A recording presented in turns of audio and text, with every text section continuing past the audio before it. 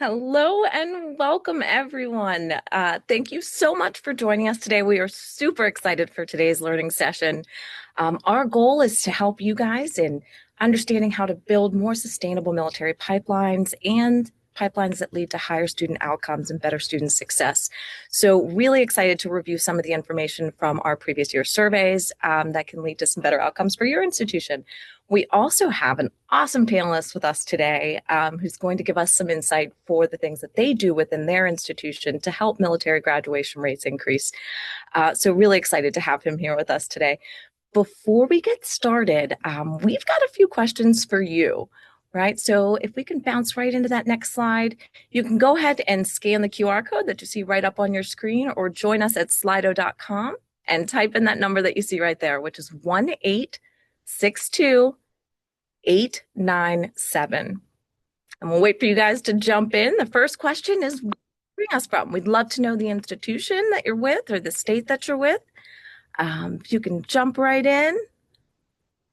All right, we got one in there. California, nice. It's probably a lot sunnier there than where it is here, or than what it is here right now. We are in Pittsburgh.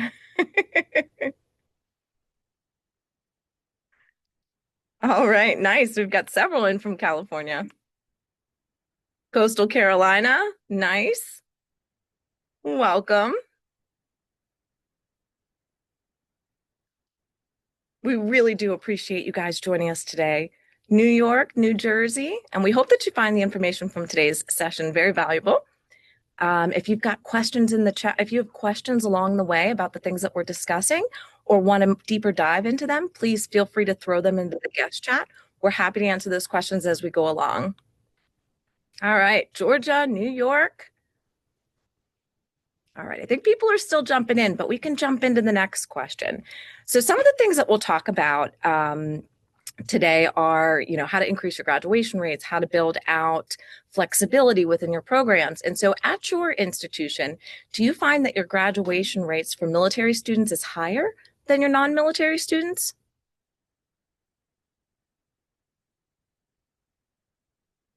I don't know. That's often that happens, especially when schools, maybe don't have self-identification parameters in place that can help with identifying that student success when you're pulling those, when institutional research is pulling those demographics. And we can talk a little bit about that too, incentivizing for self-ID. Nice. And so we're seeing it is higher for non-military students and 0 in for higher for military students. All right, next slide. So what about your retention rates? So are your retention rates for your military students higher than your non-military students? Or is it the opposite? And if you don't know, go ahead and click you don't know. All right, higher for military students. We're at a 50-50 split. And there goes I don't know. All right, higher for military students. Nice. Next question. I think there might be one or two more. Just trying to get an understanding of where you guys are. So are your institution's job placement rates higher for military students than your non-military students? Job placement rates can be a little bit trickier to track, especially if you don't have outreach in place or you're not getting their contact information outside of their student emails. Okay, nice. Higher for military students. Wonderful. That's good to see. All right, next slide. All right, what about student debt? Is it lower for your military students or lower for your non-military students? Nice. A lot of that has to do with the benefits, right? But some students do traditionally take out loans because they are non-traditional students, so they may need that financial stability for other things. But traditionally, it was lower for military students. All right, let's jump right into it. So I've got some data for you guys around the 2025-2026 school data assessment. So we should be rolling out the 26-27 data assessment pretty soon. So you're going to see some upcoming webinars we have on the new data that we've gathered for the incoming year. All right. So, on average, according to military friendly schools, their retention rate is 9% higher for military students than non military students. So, that's a really exciting number to see. Um, a lot of this is around flexibility in programs and some of the unique offerings that these institutions have that do lead to higher retention rates, creating a more inclusive environment. As far as your graduation rates, looks like 17% higher for military students than non-military students. Financial health, you guys were all in line with this one, 50% lower debt than your non-military students. And outcomes, we look at outcomes, we have 10% higher job placement rate for our military students than non-military students. So these are some pretty awesome outcomes, right? And some pretty wonderful indicators that schools have things in place that are working, right? And that are leading to better outcomes. And with that being said, we've got a panelist with us today that we brought in to talk a little bit about what their institution is doing to increase retention rates, graduation rates, lower student debt, and produce higher outcomes when it comes to their military graduates. So without further ado, I'd love to introduce to you Mark Handy. Handy is with CIAT, and he is their admissions manager for their military division. So, Mark, tell us about yourself. Tell us about your role in CIAT. Hi, y'all. Thanks for your opportunity here. I am also in California, so some of you are maybe even be my neighbor. My name is Mark. Again, my last name is Handy. I'm a retired Chief Petty Officer. I served 24 years in the Navy. Did from 1989 to 2013. Kind of been around, spent a lot of time. And then when I retired, I decided to pursue the education field, and because I realized how many veterans had no idea, exactly of the benefits that are provided to them. So I'm now a part of the California Institute of Applied Technology. I'm the military admissions manager there, or here, and it's an absolute pleasure to meet you all. Thanks, Mark. We're super excited to have you and to pick your brain. Yeah, please. All right, so we can go on and move on to slide 3. Quick question for you. All right, so when we talk about that 17% higher graduation rate, can you give us a little bit of insight on what you feel is one of the most important factors that helps move that needle at your institution? Oh, yeah, very super good question. So here at the California Institute of Applied Technology, we've instituted a first term C or higher average grade policy. It's something that we've recently done, and we've noticed an increase of students. So after analyzing several different student retentions and graduation factors, we found students who failed their first course were likely, were least likely to graduate, which would kind of make sense. Um, it's our responsibility as an organization to make sure that students take the time and are committed to serious to their education. So um, our main goal is to make sure that they don't incur a financial debt, that they're aware of what's ahead of them, and that the education that they do complete is going to be something of value. Um, the CIAT policy requirements ensure students are prepared to tackle an accelerated nature of the CIAT programs and IT related programs that we offer here at CIAT.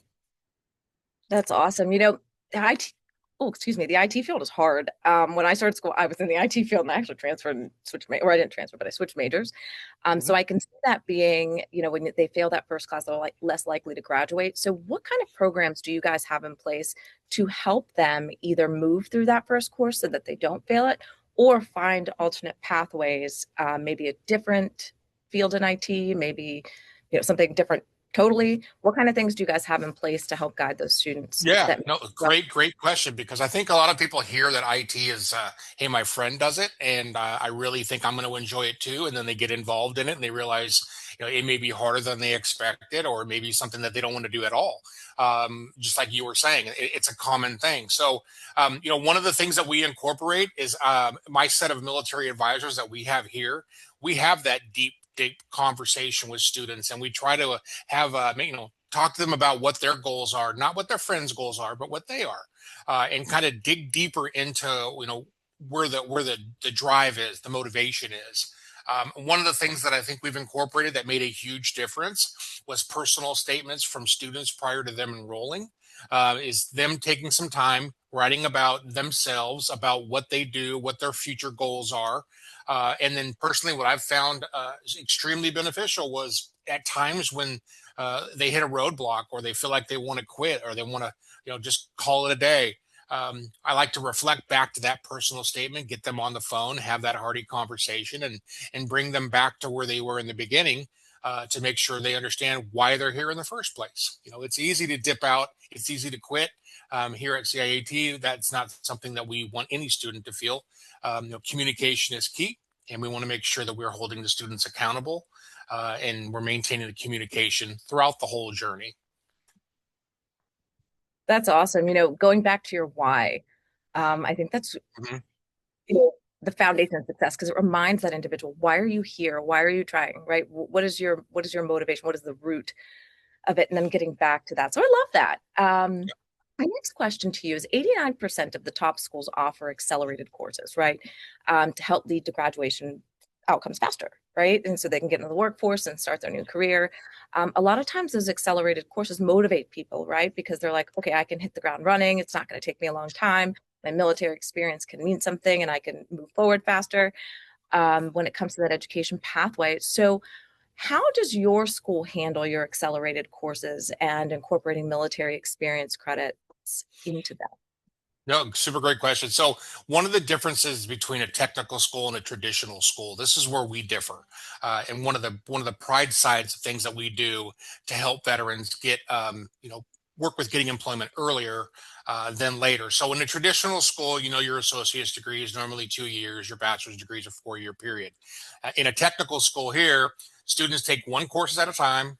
It's 5 weeks in length. Many of the courses are stackable in nature, meaning that they can take one course and it'll convert into the next course or the next level of courses. So, for example, for students enrolling in an IT program, our philosophy is to help students build milestones into their program for a fast track career building process.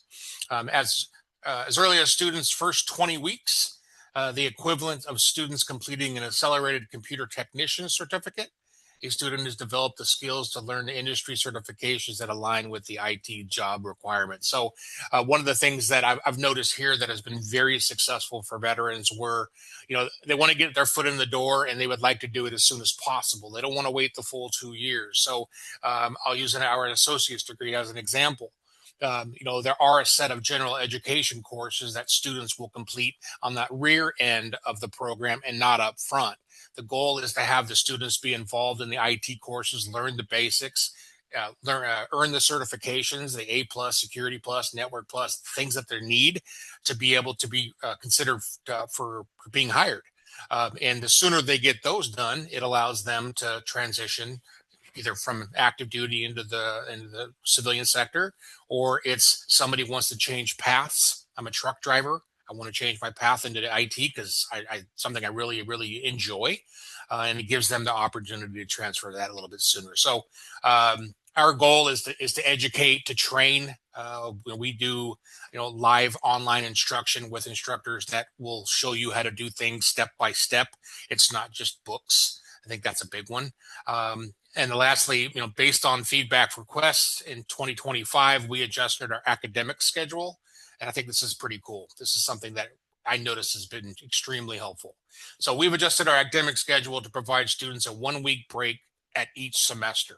So they'll do a full semester, then they'll take a 1 week break. You can either relax and kind of deflate within that 1 week, and then you're going to start right back up in that following week. Or what we also provide is either that break, or give the students the time to attend career building workshops, English writing workshops, mini boot camps, complimentary boot camps, and things like that. So, some don't like to stop. And I think that's just the veterans mentality is, when we get going, we're on fire. We just want to move forward. But again, everybody also needs a break.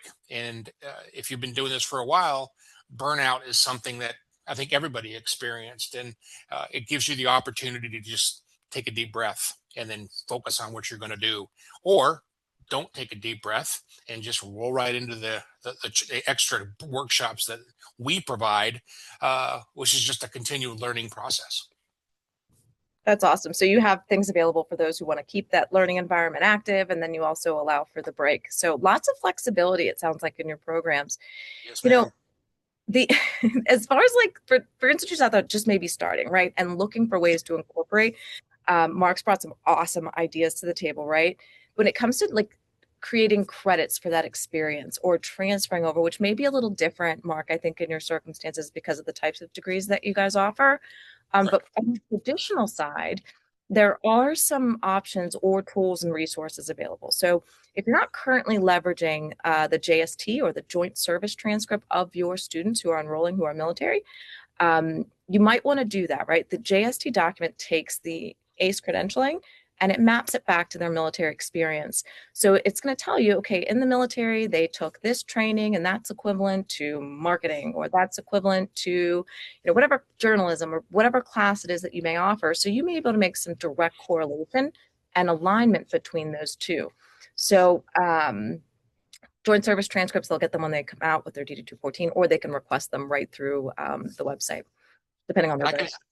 can add on that as well. So, we're very fortunate to what we do, and we expand all the time. So, I'll give you an example. So, you would think that California Institute of Applied Technology was just cybersecurity, software development, and such. We've grown. So, we've included digital marketing, project management, healthcare administration, and quite a few. What business administration, healthcare admin, project management's a big one. Um, with an IT twist. So you look at our programs, some of our programs may include a certification that a traditional school wouldn't offer in addition to the degree level that they're going to be earning. So the JSDs do play a major rate factor. So what we do, we have a records department here that requests the JSTs for veterans, and we receive that information in. And once we receive that information, along with any other transcripts that are provided from the service member, our ultimate goal is to get students in, uh, enable those credits to transfer in, make the student's time shorter here. It's less expensive. It saves investing, and ultimately it's time served. So those trainings, I'm truly amazed on how many veterans do not know that what JSTs are, for one, and number two, what that boot camp counts. That training, A schools, MOS trainings, job trainings, all that counts. It counts to something. So all many think that the beginning of your military career is all for naught, except for just basic training, but it actually includes something where it'll benefit you as you further your education. Absolutely. When we talk about those who are active, like you mentioned earlier, if someone has to and this is in line too with flexibility, if someone has to leave, and maybe take a leave of absence, or even military spouses too, right? Maybe they have to PCS, or they got to take a little break. Sometimes students can incur penalties, right, for that, depending on if they leave halfway through, or if they didn't finish that class, or if it results in a failing grade. Lots of different reasons why they could be penalized. But has your school, brought in any policies or programs or new things that could help alleviate that penalty or remove it? Like what have you done to allow flexibility in that area? Such an important question, because things happen. We have active duty service members that deploy on the spur of the moment, right? We have families that get relocated and dependents that get relocated. So, we have a flexible leave of absence policy to support service members needing time off for whatever. Um, the most important part is the communication side of the service member and staff. So we have a dedicated division of student success teams that's assigned to each individual veteran. They build a relationship and they talk to one another. The student services advisor will reach out, and they'll make sure that things are well. If there's a change of plans, they have to take a break, then that's something that they work. So many times, depending on the programs, a degree student may have the option to pause their program with enough credits to earn a certificate if they want to take a break. So they may get to the point where they've done training halfway through their associate's program. They're ready to take the A plus exam or the security plus exam or whatever certificate that they look to take. Um, it gives them a chance to take a break to actually complete that certification for jobs. So we see a lot of, hey, Mark, I have a degree in cybersecurity. I can't find a job. I realize cybersecurity requires certifications, and I hear your school offers them. And what we offer is an unlimited certification policy where they can take unlimited they can basically take certifications the limited amount of times until they pass it. So there's not an incurred cost. So the ultimate goal for them is for students to just, we want students to feel comfortable, live their lives, and ultimately, if before you leave you have a wonderful experience, we know you will come back. So our ultimate goal is to make sure that you're communicating. We give you the opportunities to come back and basically continue right where you left off. That's awesome. I think it's wonderful that you also have the credentialing on top of the degrees while they're going down that journey path. Yep. Not all institutions may be able to offer that, and that's a really unique thing. So, for some of the traditional institutions out there that may not have access to those resources, not be able to create that, there are some external resources that you can leverage as well. So, there are organizations like Onward to Opportunity, right, where you can partner with them and students coming through your program in let's say it's human resources, right? They can partner with Onward to Opportunity and get their SHRM certificate on the way. So, when the graduates Yeah. are ready to go, right? Just some extra things to help with flexibility and leading to those career outcomes faster. Someone had went ahead and placed in the chat about a health and wellness oversight platform that they went ahead and incorporated. I think that that's wonderful. There's more than just the academic stuff, right? It's the mind, it's the physical, So true. everything that leads to those higher outcomes. So we would love to chat with you. If you want to connect with me on LinkedIn, would love to chat with you a little bit more about what that program looks like.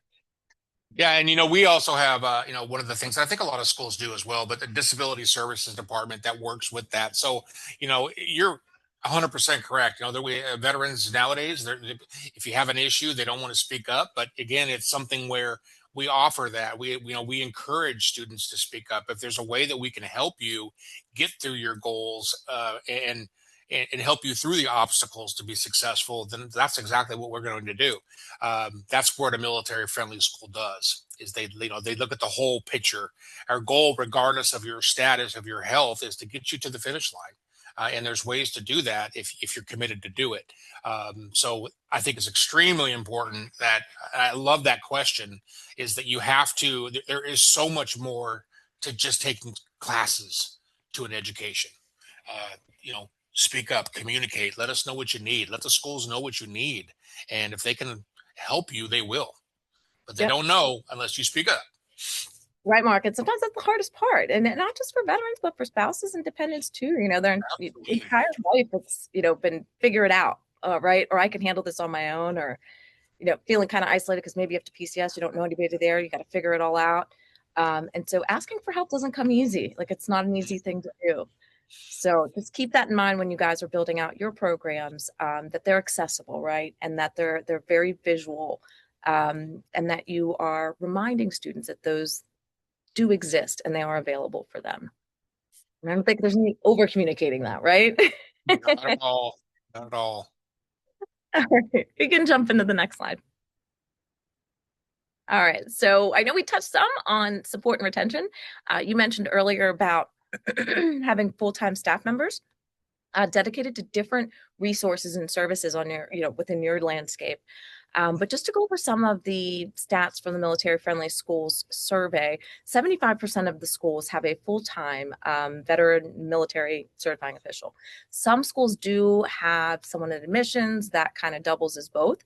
But I will tell you that schools with higher outcomes do have that dedicated person who is focused on becoming the subject matter expert in benefits, and how to continue through with some of the challenges or overcome some of those challenges that you may find when it comes to processing or maintaining benefits.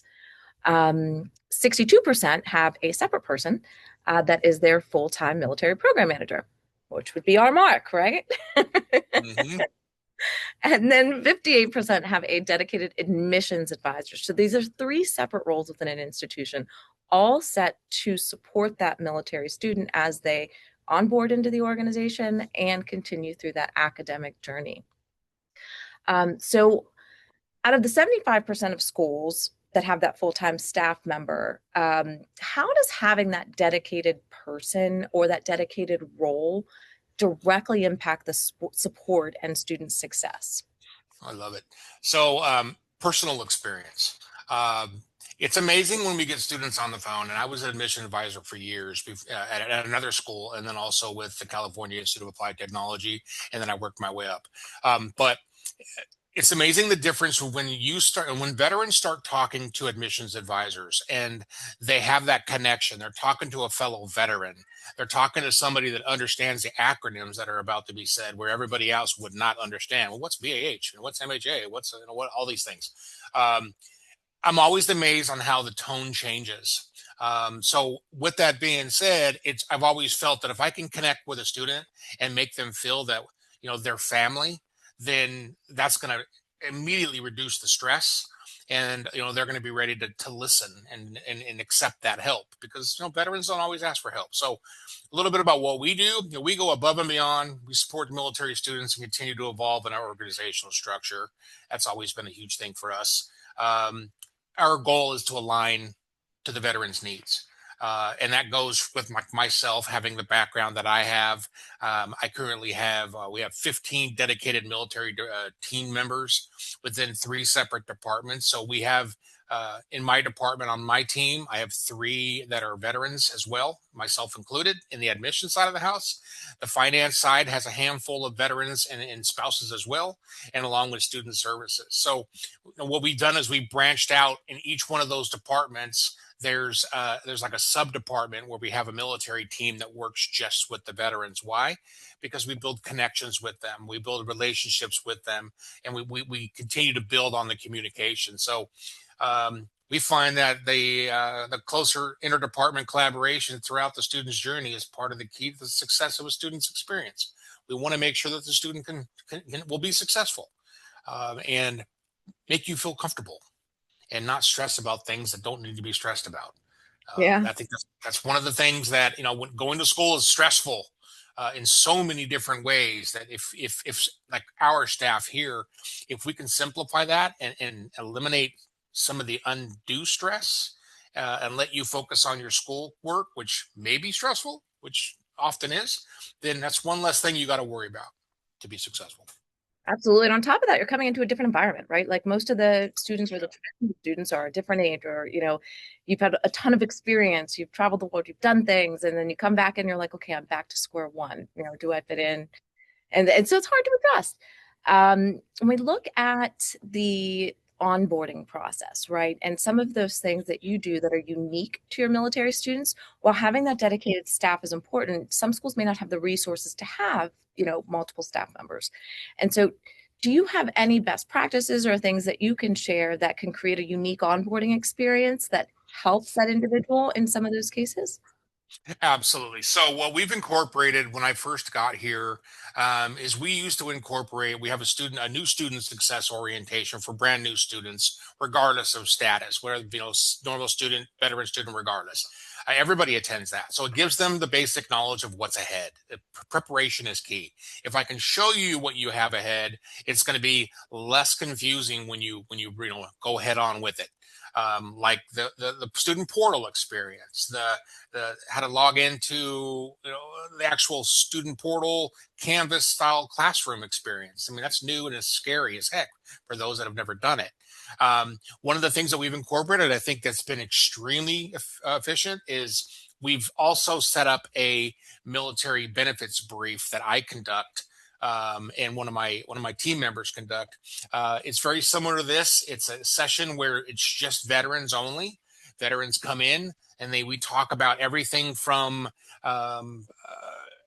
benefits. Benefits are key. We talk about VRE benefits. We talk about Chapter 35 benefits, post 9/11 benefits, Montgomery GI Bill benefits. We talk about certification processes on how and the timely process of how our university certifies students to get their payment. Those are questions that every school may do it differently, but we want to be as transparent as possible to be able to show what we do to eliminate the questions in the end. So that's always very successful.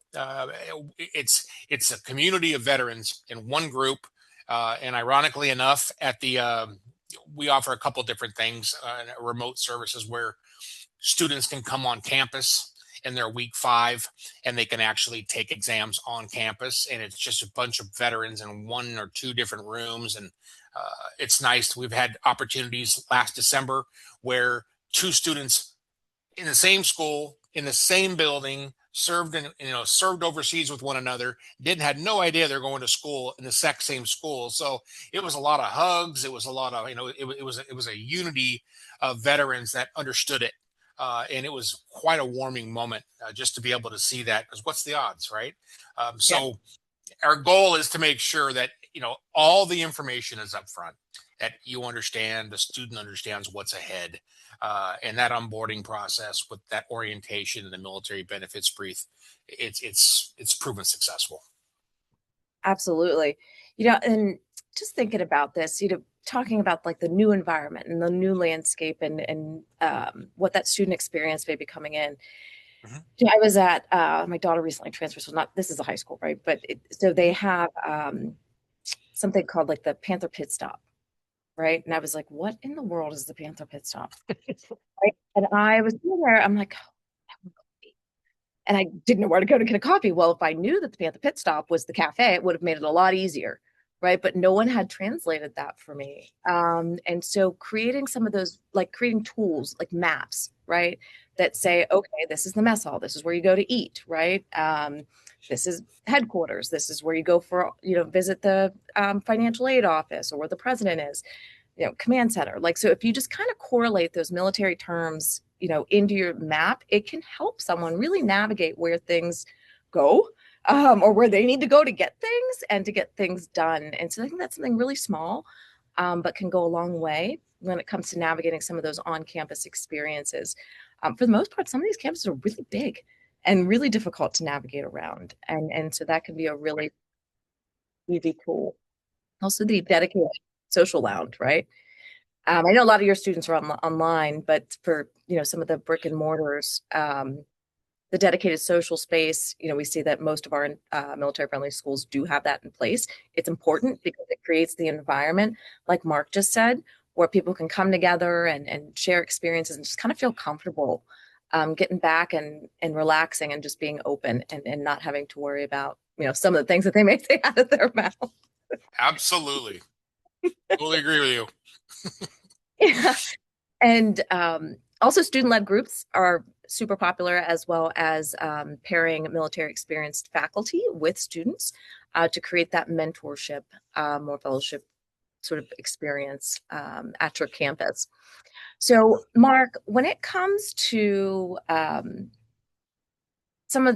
you do it virtually, right? Which is a little bit different. When it comes to some of those virtual environments that you have, how do you find that you engage your students to show up? Like what is the hook to get them to come? Because I feel like sometimes that's the hardest part, right? Is getting Yeah, people to show up in a virtual environment. So what do you guys do that helps those students to get there?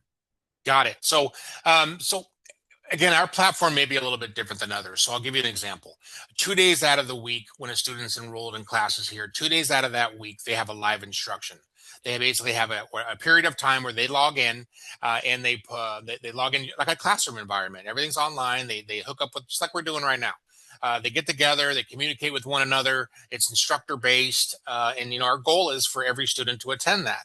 And then ultimately at the week 5, for students that are have certain benefits, we have students that will fly in cross country into San Diego once every 5 weeks, come to campus and take a proctored exam, and receive, BAHA funding, or they can stay at home and do it that way as well. But we encourage students where the opportunity for veteran students is, you know, be a part of the online training if you can. That's going to be the number one thing. We don't make attendance in that online training mandatory, or that virtual training with the instructors. Um, One of the major benefits of that is we record everything. So we have students that will be, maybe in Texas, or in Virginia, or Pennsylvania, right? Pittsburgh. And the 3 hour difference is brutal. I mean, don't want you to log into your computer at midnight to watch. I have to be on until midnight if you're working the next morning. So everything's recorded. We give the students the opportunity to come back, watch the videos whenever they want, watch the training sessions whenever they want, to help just remind them and help them get through whatever it is. So um, I think, to simplify that answer, if the student, if the veteran, and this is proven that if veterans feel comfortable, we feel comfortable around each other. And if we have that opportunity to be in a classroom environment with each other, participation is pretty much a give me. People will show up. They'll be, they'll earn the relationships. They'll build the relationships. And then in our case, if they happen to come to San Diego, then guess what? They meet on San Diego on campus, from the online to the face to face. They build strong relationships with that. They support each other through their career and through their educational goals. And you have a support group. That usually is the motivator for people to attend, is they feel like they're coming to family. And I think that is a big part of a success group, is have that support to get you to your end goal.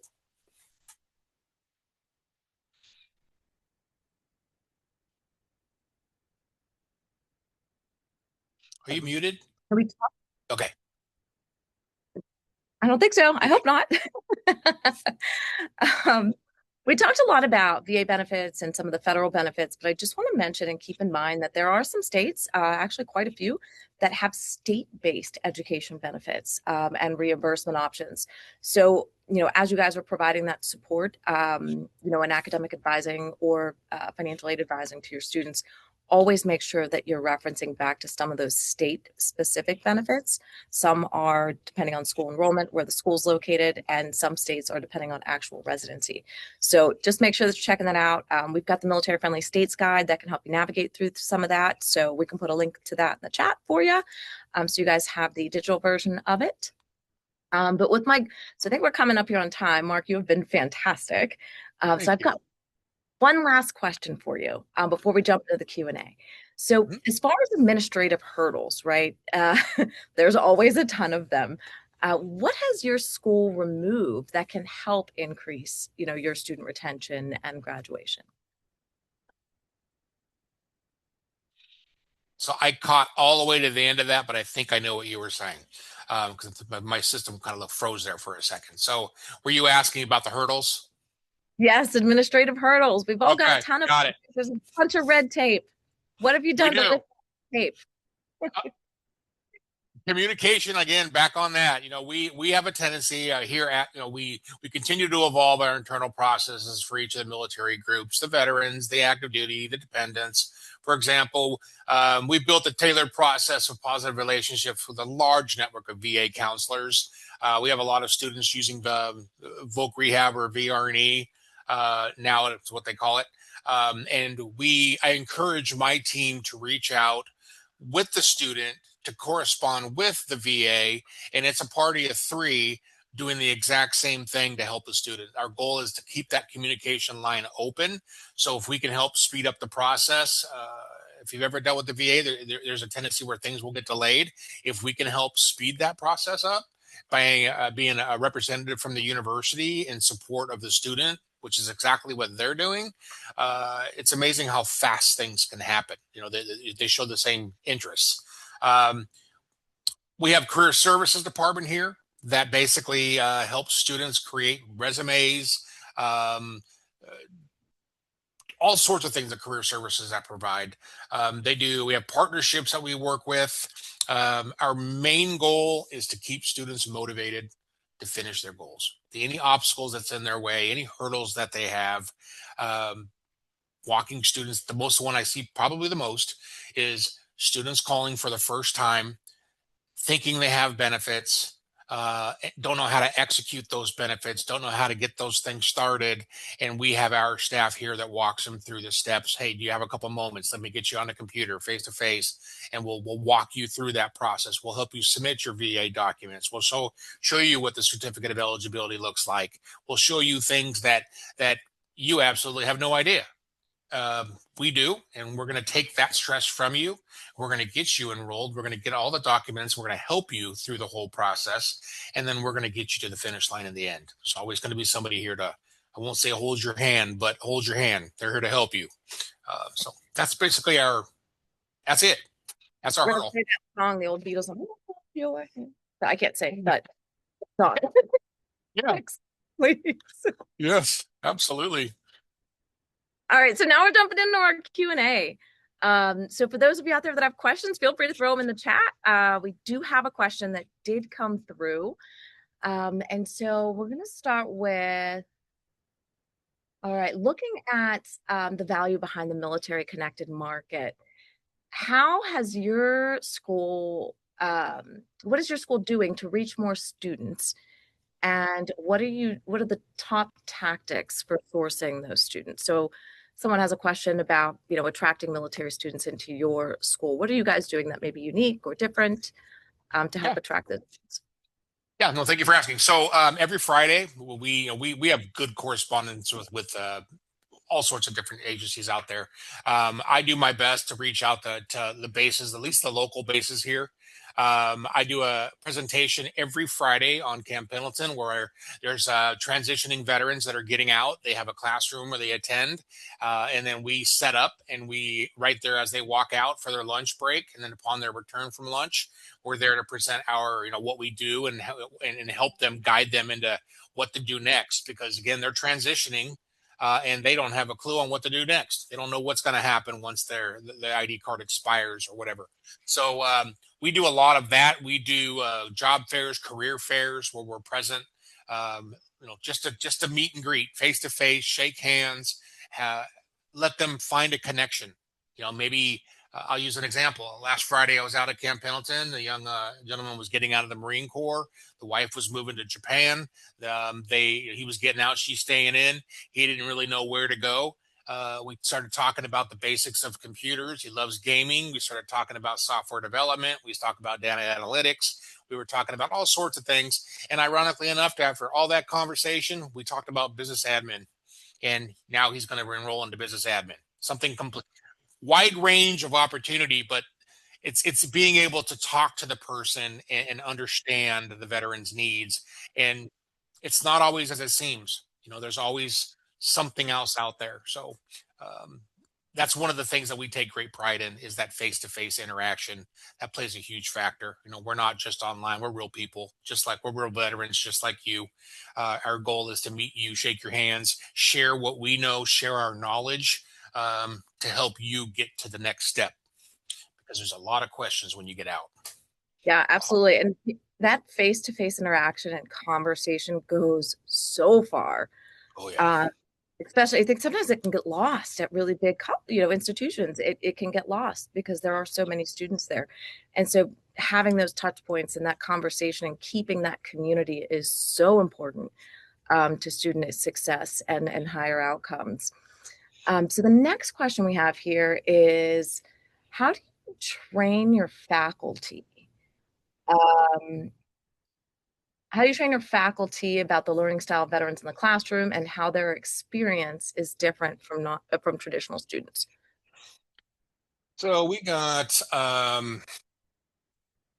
as we continue to grow, our faculty, we've always understood a lot of the faculty members are veterans themselves. They have that veteran experience. They understand the needs of veterans, and that goes all the way up to leadership here.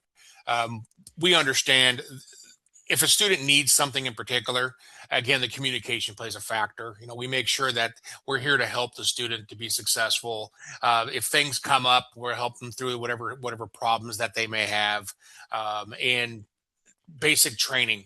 A lot of them, like we mentioned earlier, the military benefits brief. We'll have anybody's open to attend that, and a lot of them do. It's not even a mandatory training, but we'll have a lot of staff here that you'll notice that will just to attend to become a better advisor, to be a better adjunct, to be better instructor, just so they can understand what's ahead and maybe learn something that they don't know. So the veteran support side of the house is key, and I think a lot of schools have that where you know we're compassionate about the veteran community, and we're going to make sure that if the student runs into any type of roadblocks, that it's yeah, we support students as a whole, uh, but veterans play a huge part of that. And, we have to care for veterans a little bit separately, a little bit differently than we do an average student as well, which is just fine.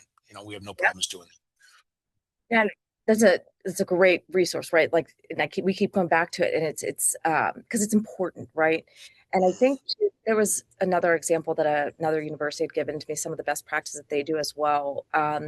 They bring panels of students in, like 4 to 6 students, and they ask them, what were your expectations when you realized you wanted to go to school? What were your expectations when you started here? And then what was the reality or the challenges that you had when you started? And they just allow faculty to ask questions. And I think, the easiest way to get someone to understand a different culture or a different experience is to put them in the middle of it, right? And if you can't do that, then surround them with people who have been and allow them to ask questions in an open and comfortable environment. And so I think that's great, recording those for those that can't attend, in person, or even them virtually, can work. If you want to put in the chat, I do want to address this about TAPs, getting in a TAP class. I will say that every base is different. They don't operate in it. one uniform fashion, right? And so one base may have a different response for you than another, and that is because they are controlled by the commander of that base. And so there is no standard process across the board that every single one, other than the course curriculum, when it comes to on-site visits, it's completely up to that base. So if that is the advice that you were given by the base that you have tried to access, that is likely their policy for that base. But it doesn't mean it's the same policy at every base. Yeah, yeah. I know the Navy's policy is a little bit different than the Marine Corps policy. The Navy used to have it if you're 2 years out, you can attend a TAP course just to get the knowledge. And then if you're, anywhere between 6 months to 9 months out, you can attend it again. And that's where the information is there. But, it's one of the reasons why schools do what they do and we interact with veterans is that there's a lot of information in that TAPS class that it's quality information, but it's very fast paced. And there's things that are maybe missed. And I always use an example where I had a student get out of the service. He had 6 years in. He didn't even know what post 9/11 was. And until we told them he was going to use financial aid, and we said, hey, you know anything about GI Bill? And he was like, I don't even know where to start. And I said, okay. So we ended up getting that student through his benefits, 36 months of paid education benefits. We saved him a whole lot of money. And I think that's a big deal. And just to conclude on the question you asked a minute ago, we like to do end of course surveys as well, or even end of program surveys with graduates and just say, hey, what worked? What didn't work? How can we improve? I encourage my team to ask those questions once we enroll a student. Hey, is there something that I missed? Is there something that I could be better at? We're only here to improve and we want to be the best versions of ourselves. So I think that is something where, like you were mentioning, the feedback is it's essential. It's essential to moving forward. We want to know what we can do better because no one's perfect, but we can definitely work towards it. And this may sound so silly and simple, but get the contact information of that student. And have something in your survey that allows them not to put in their student email. Because the biggest thing I hear back is that, oh, well, we don't have a way to communicate with them after they graduate. Well, did you ask them for an alternate email address? Oh, Yeah, so just yeah. make sure that you're adding that into that process. And it sounds silly, but sometimes it's an oversight. Oh, Well, great point. we put an email field in there. Oh, well, did you specify a non-school email in there? And if not, then you're probably not going to get it. All right. So the last question we have in here is someone asked, do we need to have the survey submitted before booking a discovery call? No, you do not. So if you want to go ahead and scan that QR code, book a discovery call with one of our military experts in-house. We'd be happy to answer any questions that you have. I will tell you, though, we do have a vetting process. So for all institutions that we partner with or that participate in the survey, we do make sure that they have no federal flags against them, as well as a high student complaint ratio. And so there is an automated process for that when you come to us. We will check to make sure that you have all of those federal benchmarks in place. And so that's really the only thing that you would need, when having that discovery call. So go ahead and scan that QR code that you see up there on the screen to go ahead and book a call with our team, or you can go to militaryfriendly.com/discover. We will be sending out some communication. We've got more of these learning sessions coming out. So really, really exciting year with a ton of valuable content to help you guys build out your programs. Mark, you are fantastic, and great Thank big you, thank Kayla. You as you well. for joining us Great. today. Absolutely my pleasure. I hope everybody, wish everybody success. Absolutely. And keep up the great work over at CIAT, and keep producing awesome students with amazing outcomes. And for those of you in our audience, thank you so much for joining us today and taking time out of your day to spend it with us. We appreciate you and we value you, and we wish you the best of luck in your program. If you've got any questions, we're here for you and happy to help.